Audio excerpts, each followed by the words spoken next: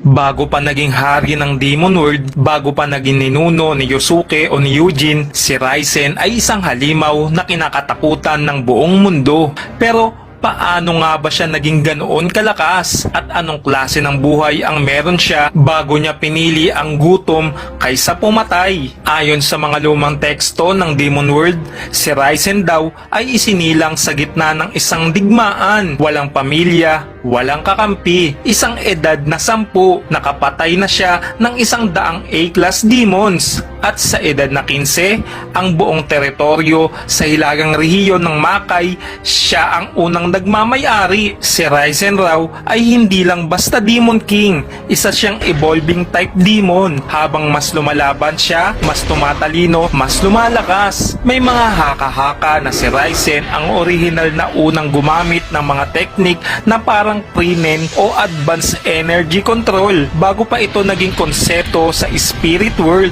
Sobrang taas ng energy niya, kaya niyang durugin ang barrier ng human world kung gugustuhin niya. Isa raw siya sa mga unang demonyo na tinangkang isil ng spirit world, pero hindi nagtagumpay ang operasyon dahil namatay lahat ng sumubok sa kanya. Sa panahon ng kabataan niya, wala pang Mokoro o Yomi. Ang mga nakalaban niya, hindi lang basta S-class, mga primal beasts na halos wala ng isip, puro instinct at brute strength. At si Raizen, isa-isang pinatahimik ang mga ito gamit lang ang kanyang kamao. Marahil kaya siya naging cannibal ay hindi dahil gusto niya, kundi dahil ang tao lang ang may sapat na purong energy na kaya niyang i-absorb ng buo. Pero may isang insidente na nagbago ng lahat. Ang babaeng tao na minahal niya. Ayon sa alamat, unang beses siyang natalo, hindi sa laban, kundi sa puso.